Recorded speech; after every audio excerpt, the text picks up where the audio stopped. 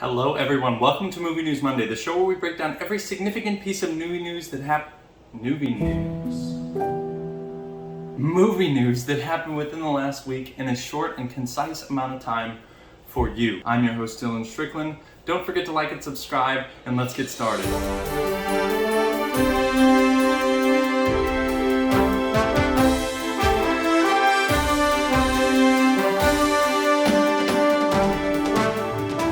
Starting off on Monday, the first trailer for the MCU Disney Plus show Hawkeye arrived, and let me say, I thought it looked pretty dope. I love the flashback to Clint Barton's past life during the blip where he was killing and running around and murdering everybody. I liked what I saw of Kate Bishop, and her costume looks cool, comic accurate as always. And I've always thought that Hawkeye had a cool ability, I just really like his powers, I guess, so to speak. So I'm super excited to see this on November 24th when the series premiere airs.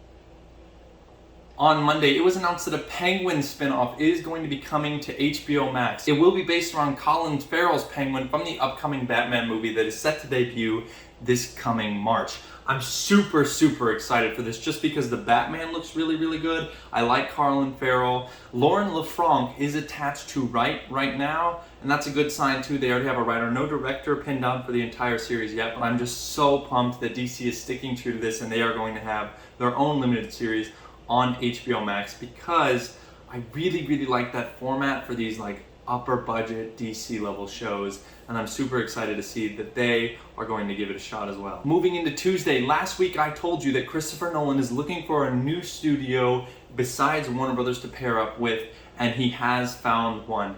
He's going to be working with Universal Pictures. It's a new script and story, of course, based on the atom bomb, like I told you last week, and there are whispers that Cillian Murphy may be involved. So we'll see what happens with that, but Universal Pictures is the one who greenlighted, and it is set to begin production this coming January. Some sad news. Actor/comedian Norm MacDonald passed away on Tuesday at the age of 61. He passed away way too soon. I feel like I've been growing up with him essentially, whether it was on SNL or when he was doing the voice of that dude in Fairly Odd Parents. He's just he has such an iconic voice that you can kind of just notice anywhere. So please rest in peace, Norm MacDonald, you will be missed. Also on Tuesday, the audience reactions for the Venom Let There Be Carnage screening that happened in the UK are overwhelmingly positive, and there is an emphasis on staying for the post-credit scene. I'm going to talk about a leaked, what wasn't supposed to come out, has apparently leaked description of that post-credit scene. So if you don't want to hear this, just skip forward about 20 seconds and I won't be talking about it anymore. But apparently in this leaked post-credit scene, Tom Holland's SpiderMan appears,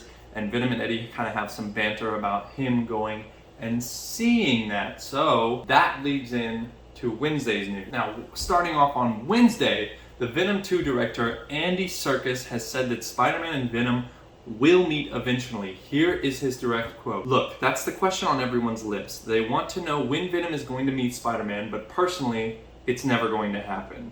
I'm only joking. Of course it's going to happen, but I think there's so much. Look, it depends on when you want to get there, and also what the appetite is. If people want more Venom stories, then to jump straight to Spider-Man, you could be missing out on so many great supervillain characters in between now and then. So in a way, by rushing it, you might be closing the door. Basically what he's saying is Spider-Man and Venom will meet eventually. So this is semi-big news. I guess we could assume that this is happening with Spider-Man 3 being titled No Way Home. It assumes that Tom Holland will probably be departing the MCU and going into the Venomverse. No shocker here, but it's kind of exciting to know that Venom and Spider-Man are gonna fight.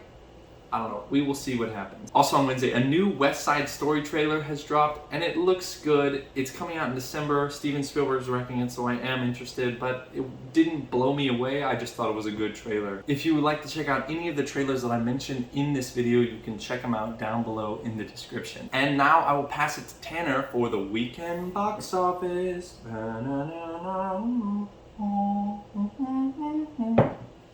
See you, Tanner.